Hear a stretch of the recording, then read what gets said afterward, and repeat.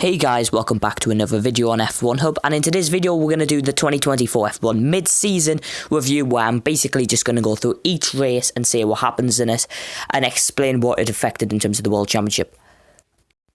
If you're new here, please remember to like and subscribe. It'll be a real help for me, and if you want to keep up with all this mid-season content I'll be doing. My next video will be ranking all of the F1 races so far this year, so be sure to check that out. So here we are, we're kick-starting Bahrain, where Max Verstappen took pole position, a shock pole technically, from Charles Leclerc over a tenth of a second, in hopes of a close race were quickly derailed by the fact that Charles Leclerc did briefly get his nose ahead into turn 1, but he couldn't take the lead after Verstappen forced him out wide. Meanwhile, all hell broke loose behind Verstappen and Leclerc, with Carlos Sainz and Sergio Perez making a slight bit of contact. Lance Stroll was then spun out of the Bahrain Grand Prix, though he'd ultimately recovered to a commendable finishing position for Aston Martin in P10. So, meanwhile, after that, it was Hülkenberg and Bottas involved with that too. So, Charles Leclerc then could hopefully stay within DRS of Verstappen and pose a threat, with the new rules for 2024 having DRS enabled on lap 2. That was quickly derailed by the fact that he fell out of it, allowing Russell to get up to second, and then many lockups for the Ferrari driver allowed Sergio Perez to sneak up to third after another underwhelming qualifying effort. Things got worse for the one-time technical race leader, as Charles Leclerc fell behind Carlos Sainz then, falling down to P5. That was a disaster for him, but meanwhile it was even worse for George Russell. Sergio Perez fought his way back up to make it a Red Bull 1-2, which meant any hopes of fighting for the victory were completely and utterly gone. However, if we did have a safety car, a Red Bull on Red Bull, like last year when they fought for victory separated by 11 seconds, could bring us some excitement. But apart from Sargent having an issue and nearly being lapped like 2 times and kick Sauber's slow pit stops, nothing could derail Max Verstappen, who dominated the race, with Perez and Sainz, Leclerc and Russell finishing the top 5. So we arrived in Saudi Arabia, where Max Verstappen taking the pole from Charles Leclerc, but Sergio Perez put the pressure straight away on the Ferrari driver for P2. However, it didn't work, and the battle instead meant Sergio Perez had to wait 4 laps and already 1.7 seconds out. That 1.7 second lead in question when Lance Stroll crashed into the barriers and it wiped it out. This meant we had to double stack under the safety car and allowed Sergio Perez to get a 5-second penalty.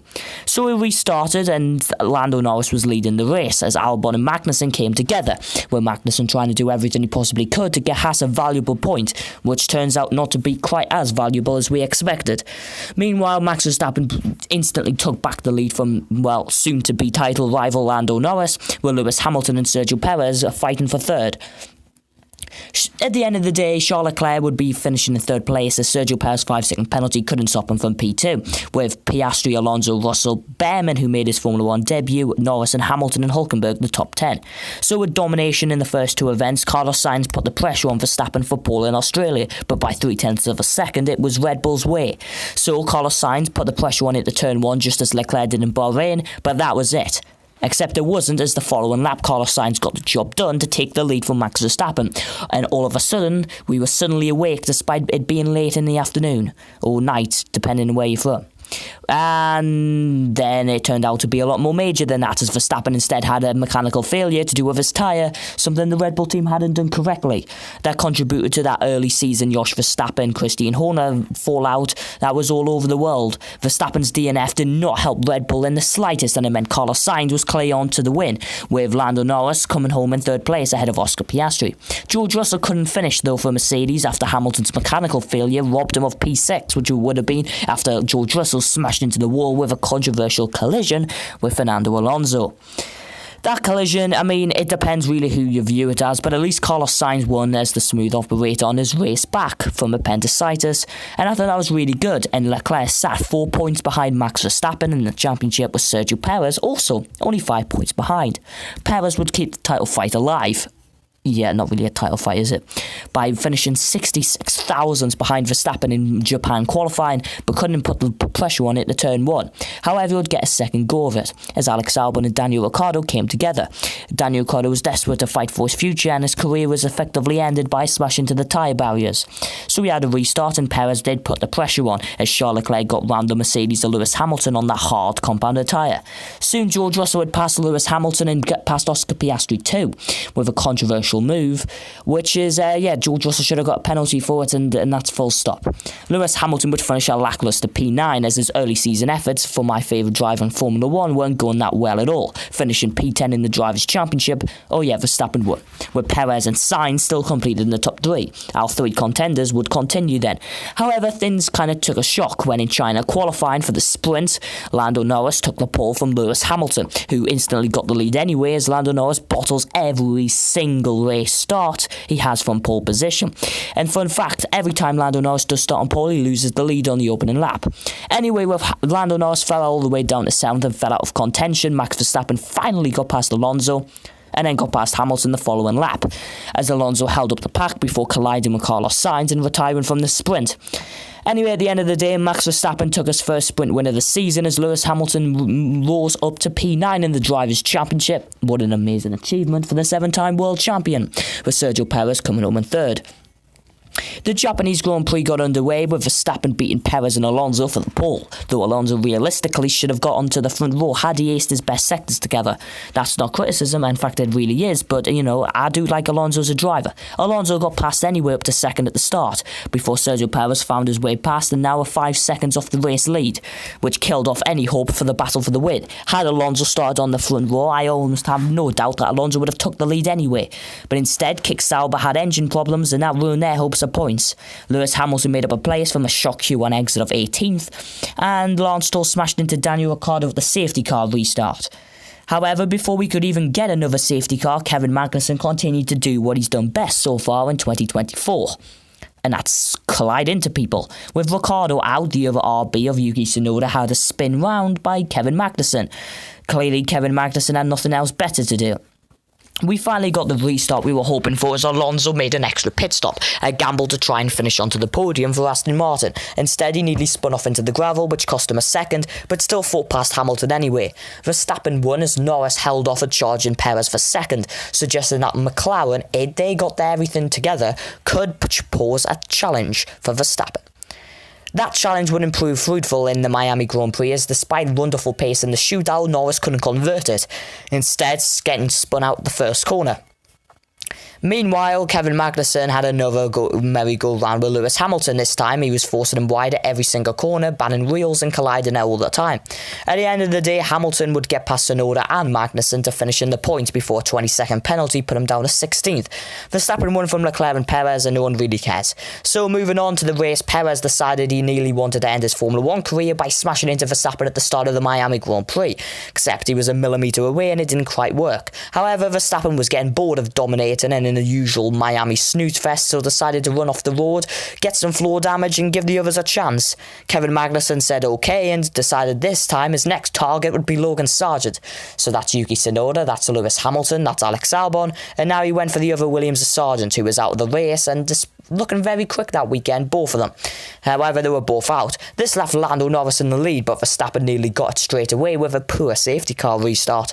However, nothing would stop Lando no wins as he won the race, so he beat Verstappen and Charles Leclerc and Sainz. Lewis Hamilton took his first time ever he's beat his teammate all season round with a P6, as Tsunoda beat George Russell. We arrived for the Emilia Romagna Grand Prix now, and Lando Norris and Max Verstappen locked out the front row with Piastri's penalty being applied. Norris couldn't put the pressure on, however Lewis Hamilton could put the pressure on the gravel, deciding he would rather go off into the gravel in his pursuit of beating George Russell for the 2nd consecutive race.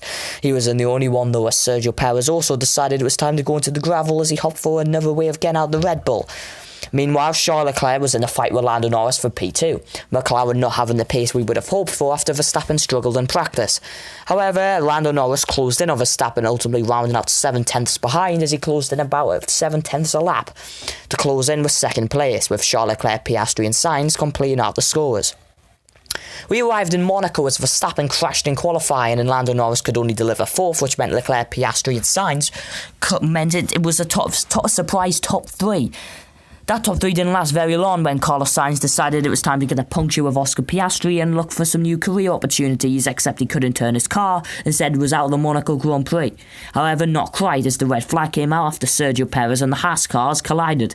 Perez and Hülkenberg, two old rivals, collided, and guess who else was involved? Kevin Magnussen. No one else was surprised to see Esteban Ocon out too after a collision with Pierre Gasly. However, Gasly could still take Alpine's second point scoring result of the year after taking Ocon's points in Miami. So Charles Leclerc won the Monaco Grand Prix in an absolute snooze fest where Leclerc, Piastri, Sainz, Norris, Russell, Verstappen, Hamilton, Tsunoda, Albon, Gasly complete out the point scorers, and no one actually cares. We moved on to Canada, and all of a sudden Mercedes brought a new upgrade, and all of a sudden George Russell took a shock pole, and Lewis Hamilton was P7. Yeah.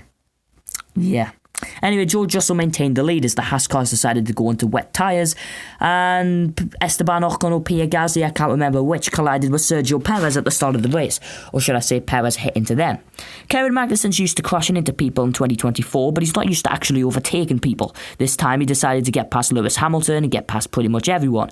However, a slow Haas pit stop, which is typical, put him out of the order and tumbled him down to 14th place as the Ferraris had a shocker.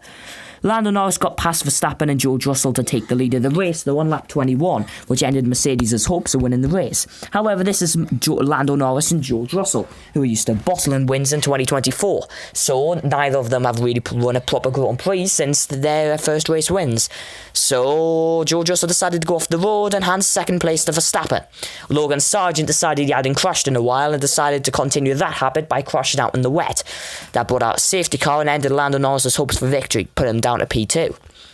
However, as the track continued to dry out, George Russell could challenge for the win, or at least hopefully as well, with the McLarens now scrapping for third and fourth, and Hamilton finally getting past Fernando Alonso. Norris stayed out with an extra lap and could nearly fall back to take the lead of the Canadian Grand Prix, but instead Verstappen took the lead of the race, and Lando Norris was now under pressure for second. Russell was looking quick and got past, and then decided to bottle it like he always does, after taking second place and turning that gap from 5.2 seconds to 4.1 seconds, George Russell threw away an easy race win by going off into the gravel, and as I've mentioned, Lando Norris took second place back. However, there was going to be another twist in the tail, with now Piastri closing in on Russell and Hamilton getting held up by Joe Guan Yu, which was actually unseen by the TV crew. It was time for Carlos Sainz and Sergio Perez to decide to make this race a bit more exciting. Perez smashed into the barriers, so Red Bull didn't want out of safety cars. Verstappen had 5 seconds in the lead, and that would wipe all of that out. However, thanks to Carlos Sainz, we got one anyway, as Carlos Sainz went off into the grass and smashed into Alex Albon. Williams' hopes of taking what would have been probably a P8 on the cards didn't end that well, and with the driver who would soon go to Williams for the following 2025 campaign, the Alpines were suddenly in the points, which was something that crazy obviously had to happen for that to go there. Meanwhile, George Russell decided to bottle yet another overtake on Oscar Piastri, as Mercedes had fresh compound tyres, and should they get past Lando Norris for P2, a win would be beckoning. However, instead he slipped behind his hard-shod Lewis Hamilton, who got the job properly done and actually got past Oscar Piastri. However, at the end of the day, Lewis Hamilton, who had made an amazing move, it was time for George Russell to make the move too, as he got past Oscar Piastri too on the following lap. So I was hoping Hamilton would be the one to take the squad's first podium for 2024. However, before we could resume their battle between the Mercedes, Yuki Tsunoda spun out and nearly hit in the Canadian Grand Prix and nearly hitting into Hülkenberg, and that cost him the points by the look of things, as they were separated by 0.4 of a second between Ocon and Tsunoda. Meanwhile, Russell unfortunately got past Lewis Hamilton as a Mexico 2023 style Hamilton-Russell move, got him back up to third and rounded out only 0.4 off Lando Norris. Instead, Max Verstappen won the Canadian Grand Prix once more. So despite everything, no one was going to stop Verstappen. That's what we said in Spanish Grand Prix qualifying until Lando Norris did it. However, Norris lost the lead and fell to third straight away as Verstappen got past Norris, but that was only for second place, as George Russell performed the move of the century not the move of the century, Alonso did it first, so just let Alonso do it.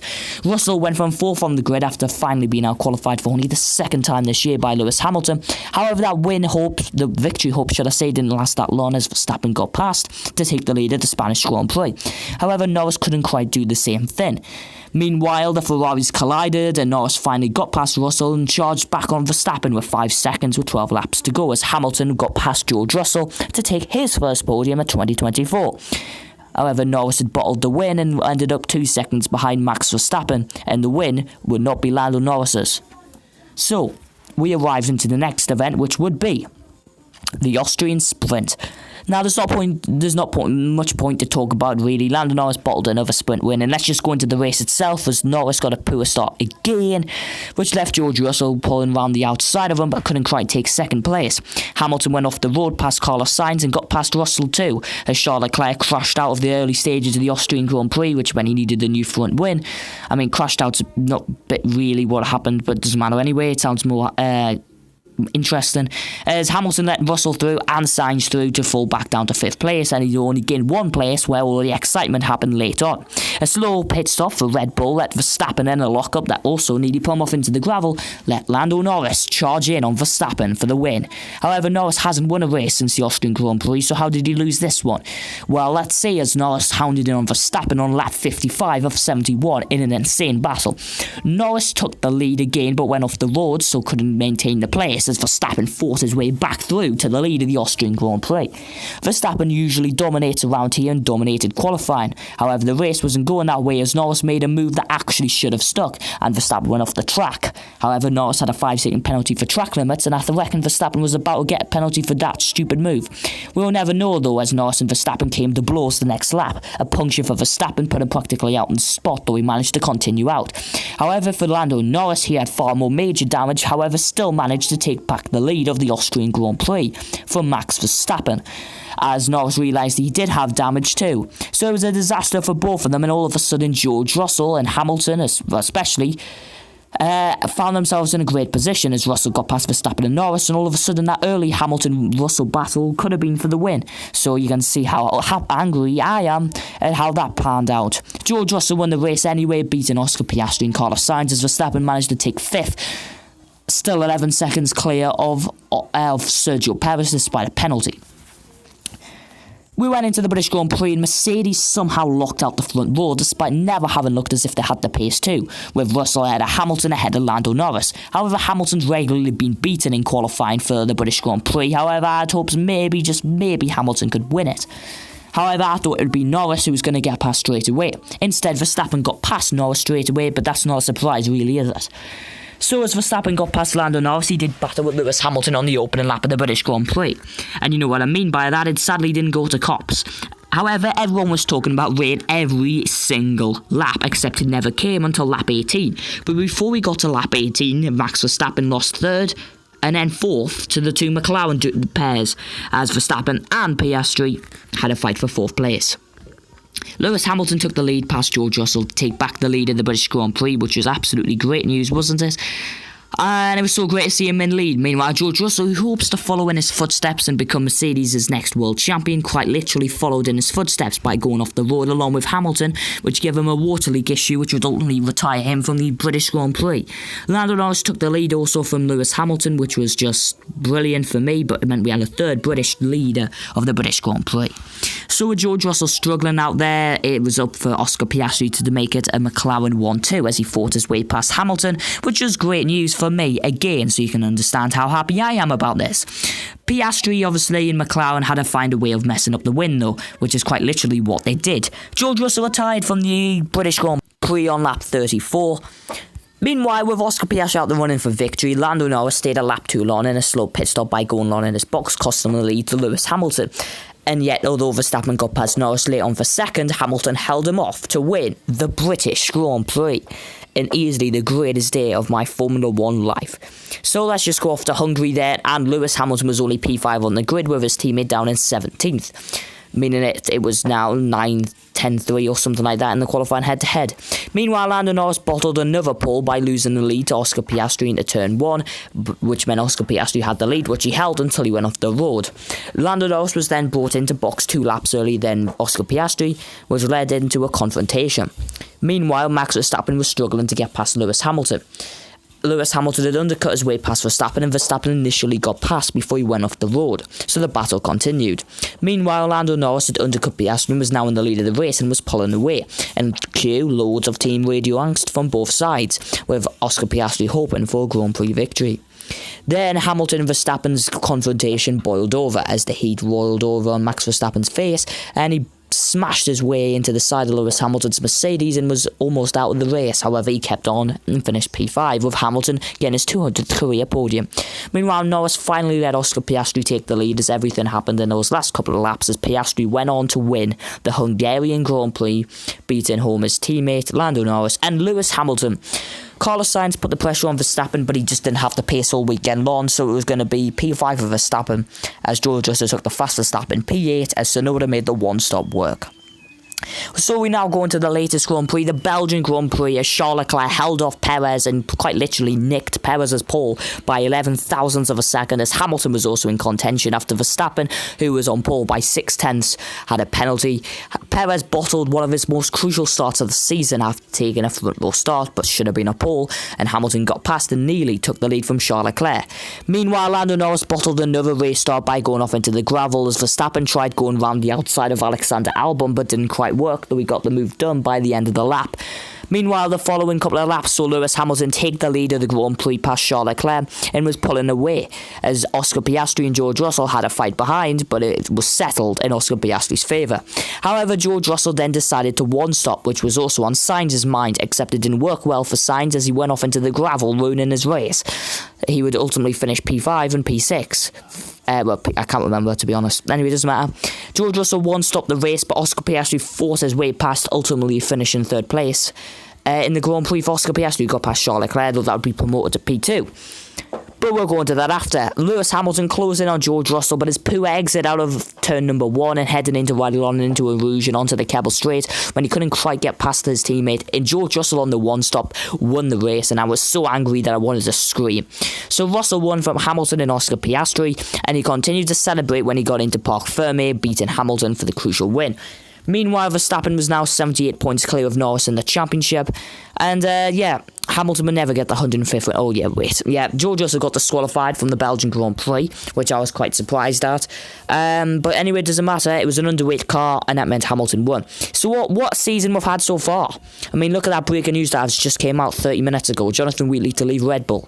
It's all of this breaking F1 news that we're getting these days, and I cannot wait for the second half of the year. So thank you for watching, and remember to get subscribed to make sure you don't miss my latest F1 mid-season reviews. Thanks for watching, and I'll see you next time.